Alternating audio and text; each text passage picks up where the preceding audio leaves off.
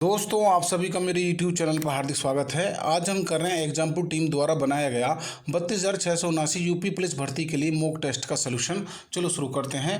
प्रश्न नंबर 1, भयानक रस का स्थायी भाव क्या होता है? भयानक रस का स्थायी भाव भय होता है। यहाँ विकल्प बी सही उत्तर हो जाएगा। प्रश्न नंबर 2, जिस समास में पूर्व पद गौण और उत्तर पद प्रधान हो तो वह किस प्रकार का समास कहलाता है? तो वह तत्पुरुष समास कहलाता है। यहाँ विकल्प ए सही उत्तर हो जाएगा। प्रश्न नंबर 3, में अल्पप्राण अघोषवर्ण का उदाहरण कौन सा है? तो मूर्धन्य का जो उदाहरण होगा वो टय होगा। यहाँ विकल्प बी सही उत्तर हो जाएगा। प्रश्न नंबर 4, रमेश वहाँ कुर्सी पर बैठा था। इस वाक्य में वहाँ किस प्रकार का क्रिया विशेषण है? तो ये स्थानवाचक क्रिया विशेषण है। यहाँ विकल्प बी सही उत्तर हो जाएगा। अब प्रश्न नंबर 5, गिल्लू के रचनाकार कौन है? गिल्लू के जो रचनाकार हैं वो महादेव वर्मा जी हैं। यहाँ विकल्प ए सही उत्तर हो जाएगा। प्रश्न नंबर 6, रक्षासूत शब्द का तद्भव रूप क्या होगा? रक्षासूत शब्द का तद्भव रूप जो होगा वो राखी होगा। यहाँ विकल्प सी सही उत्तर हो जाएगा। अब प्रश्न नंबर 7, इनमें से कौन सा शब्द काल शब्द का अर्थ नहीं है? तो काल शब्द का जो अर्थ नहीं है वो आने वाला कल है। यहाँ विकल्प सी सही उत्तर हो जाएगा। अब प्रश्न नंबर 8, तुलसीदास सदती नसदिन देखत तुम्हार निठराई। इस पंक्ति में कौन सा अलंकार है? इस पंक्ति में जो अलंकार है वो श्रुति अनुप्रास अलंकार है। यहाँ विकल्प ए सही उत्तर हो जाएगा। अब प्रश्न नंबर 9, ब्रज भाषा का विकास किस अपभ्रंश से हुआ है? ब्रज भाषा का जो विकास हुआ है वो शूरसेनी अपभ्रंश से हुआ है। यहाँ विकल्प ए सही उत्तर हो जाएगा। अब प्रश्न नंबर 10, प्रतिवाद शब्द में कौन सा उपसर्ग है? प्रतिवाद शब्द में जो उपसर्ग है वो प्रति है। यहाँ विकल्प डी सही उत्तर होगा। अब प्रश्न नंबर 11, मैथिली का संबंध किस अपभ्रंश से माना जाता है? मैथिली का संबंध जो माना जाता है वो मागधी अपभ्रंश से माना जाता है। यहाँ विकल्प सी सही उत्तर हो जाएगा। अब प्रश्न नंबर 12, इनमें से कौन सा शब्द प्रपंच का पर्यायवाची शब्द नहीं है? तो प्रपंच का शब्द का जो पर्यायवाची नहीं है वो दुनिया है। यहाँ विकल्प सी सही उत्तर है। अब प्रश्न नंबर 13, अध्यापक पाठ पढ़ाएंगे। इस वाक्य में क्रिया किस काल का बोध करा रही है? इस वाक्य में क्रिया जो बोध करा रही है वो सामान्य भविष्य काल का बोध करा रही है। यहाँ विकल्प डी सही उत्तर होगा। अब प्रश्न नंबर 14, अधर में लटकना मुहावरे का अर्थ क्या है? अधर में लटकने मुहावरे का जो अर्थ होगा वो दुविधा में पड़ जाना होगा। यहाँ विकल्प बी सही उत्तर होगा। अब प्रश्न नंबर 15, इनमें से कौन सा वाक्य आस्तिक शब्द के लिए उपयुक्त है?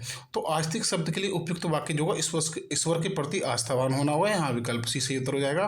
प्रश्न नंबर 16, लक्ष्मण राम का भाई है। इस वाक्य में कौन सा कारक है?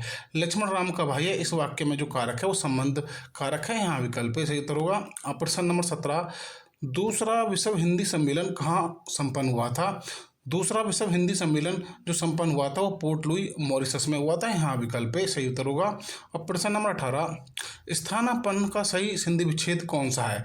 स्थानापन्न का जो सही संधि विच्छेद है वो स्थान प्लस आपन्न है। यहाँ विकल्प सी सही उत्तर हो जाएगा। अब प्रश्न नंबर 19, जो सेवा करे सो मेवा पावे, यह किस प्रकार का वाक्य है? यह संकेतवाचक वाक्य है। यहाँ विकल्प डी सही उत्तर हो जाएगा। प्रश्न नंबर 20, सही वर्तनी वाला शब्द कौन सा है? सही वर्तनी वाला जो शब्द है यहाँ पर उदाहरण है। यहाँ विकल्प बी सही उत्तर होगा। प्रश्न नंबर 21, किस कृति के लिए मनोहर श्याम जोशी को साहित्य अकादमी पुरस्कार प्राप्त हुआ था? तो मनोहर श्याम जोशी को साहित्य अकादमी पुरस्कार जो प्राप्त हुआ था वो क्या आपके लिए हुआ था? यहाँ विकल्प सी सही उत्तर होगा। अब प्रश्न नंबर 22, आज मुझे बहुत काम है। इस वाक्य में बहुत किस प्रकार का विशेषण है? इस वाक्य में जो बहुत है वो परिमाणवाचक विशेषण है। यहाँ विकल्प भी सही उत्तर होगा। अब प्रश्न नंबर 23, दुखी जीवन की कथा रही, क्या कहूँ आज जो कहीं नहीं, यह उक्ति किस रचनाकार की है? दुखी जीवन की कथा रही, क्या कहूँ आज जो कहीं नहीं, यह जो पंक्ति है ये पंक्ति श्री सूर्यकांत त्रिपाठी निराला जी की रचना है। यहाँ विकल्प सी सही उत्तर हो जाएगा। अब प्रश्न नंबर 24, इनमें कौन सा शब्द स्त्रीलिंग नहीं है? देखो यहाँ पर स्त्रीलिंग शब्द नहीं है, यानी कि जो और लिंग में हो वो आप बताइए। जो स्त्रीलिंग ना हो तो यहाँ स्वर जो है वो स्त्रीलिंग नहीं है। यहाँ विकल्प सी सही उत्तर हो जाएगा। अब प्रश्न नंबर 25, इनमें से किस कवि को कठिन वाक्य का प्रेत कहा जाता है? कठिन वाक्य का प्रेत जो कहा जाता है वो केशवदास जी को कहा जाता है। यहाँ विकल्प सही उत्तर हो जाएगा। अब प्रश्न नंबर 26, जब कर्ता एक काम समाप्त कर उसी क्षण दूसरी क्रिया में प्रवृत्त हो जाए तो इस पहली क्रिया को क्या कहते हैं? तो इस पहली क्रिया को जो कहते हैं वो पूर्वकालिक क्रिया कहते हैं। यहाँ विकल्प डी सही उत्तर हो जाएगा। अब प्रश्न नंबर 27, रोगी चल नहीं सकता का भाववाच्य में रूपांतरण क्या होगा? रोगी चल नहीं सकता, इसका भाववाच्य में जो रूपांतरण होगा वो रोगी से चला नहीं जाता होगा। यहाँ विकल्प से उत्तर होगा। अब प्रश्न नंबर 28, इनमें से कौन सा शब्द अज के अर्थ को स्पष्ट कर रहा है? अज के शब्द को जो अर्थ स्पष्ट कर रहा है वो ब्रह्मा शब्द कर रहा है। यहाँ विकल्प भी सही उत्तर हो जाएगा। अब प्रश्न नंबर 29, निम्नलिखित शब्दों में से कौन सा शब्द भिन्न है? तो निम्नलिखित शब्दों में जो भिन्न शब्द है वो लावारिस है। यहाँ विकल्प सही उत्तर है। अब प्रश्न नंबर 30, कशिका किस क्षेत्र की बोली को कहा जाता है? कशिका जो कहा जाता है वो बनारस की बोली कहा जाता है। यहाँ विकल्प डी सही उत्तर होगा। प्रश्न नंबर 31, इनमें से किस पत्रिका का संपादन भरतेंदु हरिश्चंद्र ने किया था? तो भरतेंदु हरिश्चंद्र ने इनमें से जो पत्रिका संपादन किया था वो बाल बोधनी था। यहाँ विकल्प सी सही उत्तर है। अब प्रश्न नंबर 32, इनमें से कौन सा शब्द नाक का समानार्थी है? तो नाक का समानार्थी शब्द पूछा है तो नाक का समानार्थी होगा हाथी। यहाँ विकल्प भी सही उत्तर होगा। प्रश्न नंबर 33, इनमें से कौन सा शब्द हमेशा एक वचन में नहीं रहता है? तो एक हमेशा एक वचन में जो नहीं रहता है वो प्राण है, जो हमेशा एक वचन में नहीं रहता है। यहाँ विकल्प डी सही उत्तर हो जाएगा। अब ये गद्यांश दिया हुआ है, इसको वीडियो पोस्ट करके आप इस गद्यांश को पढ़ लीजिएगा। मैंने गद्यांश को पढ़ लिया, मैं सीधा सीधा प्रश्नों के उत्तर दूंगा। ठीक है, अब सीधे हम प्रश्नों पर चलते हैं। प्रश्न नंबर 34 है यहाँ पर, पर्यावरण और प्राकृतिक संसाधनों के संरक्षण के उद्देश्य से की जाने वाली क्रियाओं में से कौन सी क्रिया सही नहीं है? जो सही नहीं है वो पूछा है, तो यहाँ पर रासायनिक उर्वरकों का प्रयोग करना सही नहीं है। यहाँ विकल्प भी सही उत्तर हो जाएगा। अब प्रश्न नंबर 35, ऊर्जा के संरक्षण और जैव विविधता का संरक्षण किससे होता है?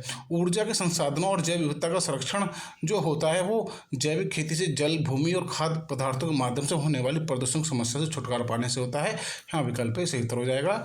अब प्रश्न नंबर 36, जैविक खेती अपनाने से मृदा के गुणों में सुधार की दृष्टि से कौन सा कथन सही नहीं है?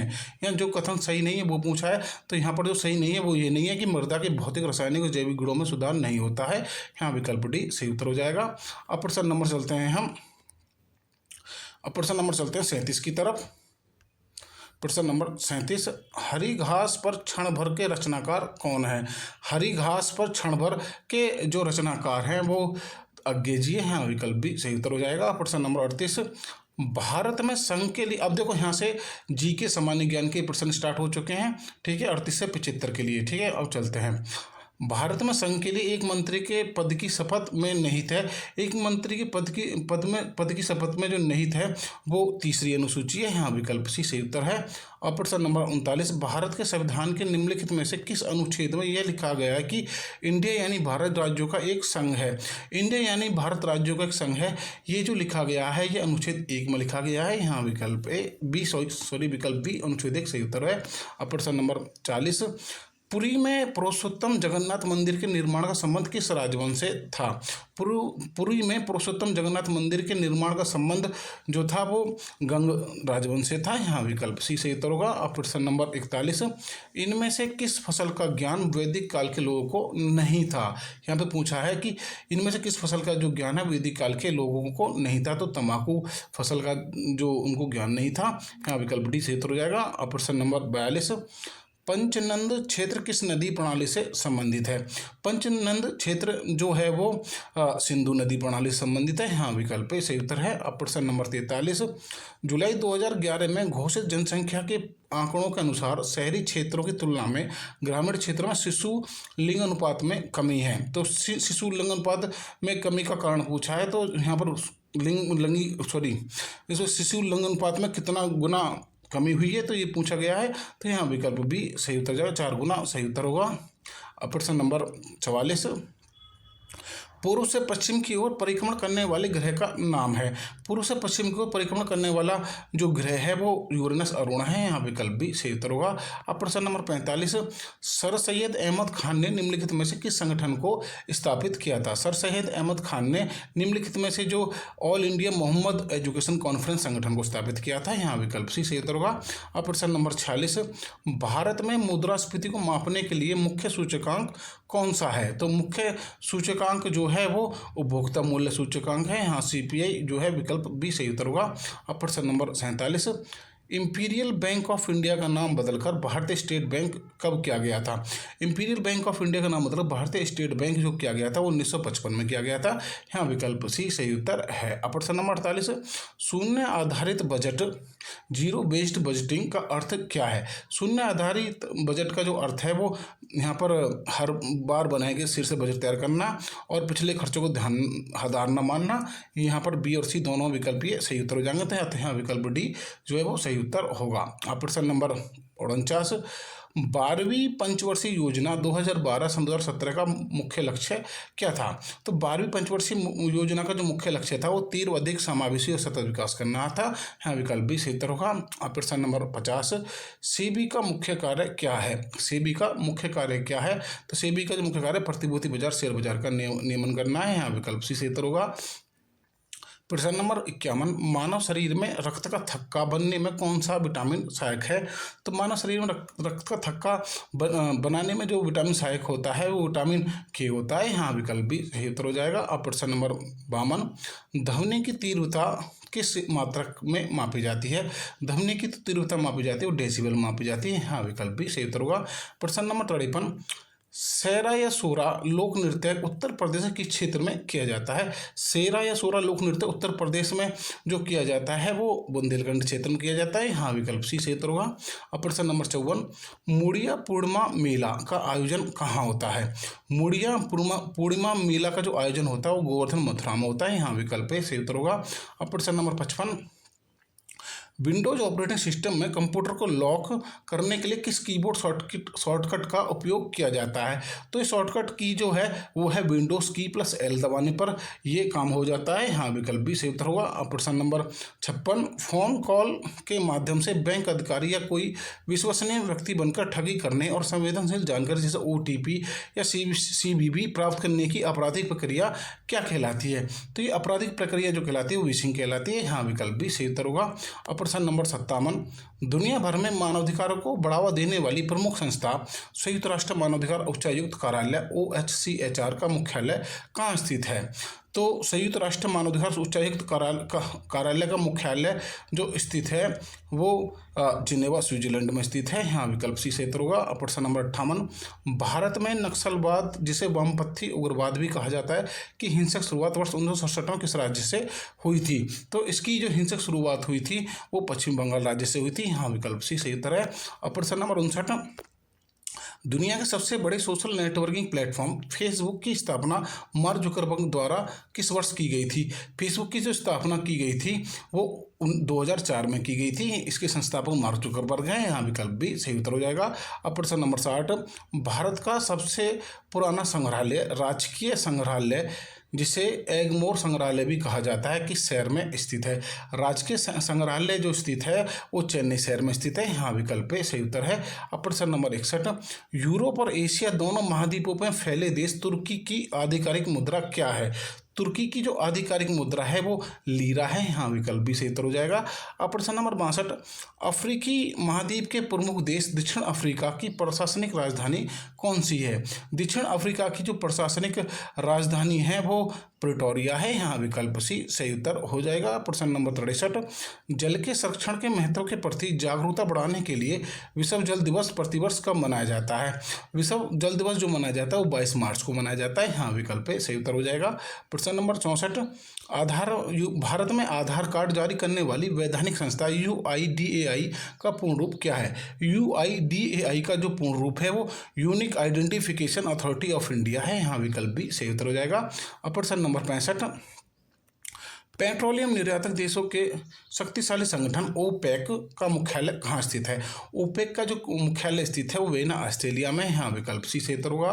प्रश्न नंबर 66, भारत में विज्ञान और प्रौद्योगिकी के क्षेत्र में उत्कृष्ट योगदान के लिए कौन सा प्रतिष्ठित पुरस्कार दिया जाता है? तो प्रतिष्ठित पुरस्कार जो दिया जाता है वो शांति स्वरूप भटनागर पुरस्कार दिया जाता है। यहाँ विकल्प भी सही उत्तर हो जाएगा। प्रश्न नंबर 67, 2011 की जनगणना के अनुसार भारत का वह एकमात्र राज्य कौन सा है जहाँ 2001 से 2011 के दशक के दौरान 10 की वृद्धि नकारात्मक रही थी? तो 10 की वृद्धि जो नकारात्मक रही थी वो नागालैंड में रही थी। हाँ विकल्प भी सही उत्तर हो जाएगा। प्रश्न नंबर 68, वर्ष 1984 में हुई विनाशकारी भोपाल गैस त्रासदी में किस विषैली गैस का रिसाव हुआ था जिसे एक भयानक औद्योगिक और पर्यावरणीय आपदा माना जाता है? तो उसमें जो गैस रिसाव हुई थी वो मिथाइल आइसोसाइनाइड गैस रिसाव हुई थी। हाँ, विकल्प सी सही हो जाएगा।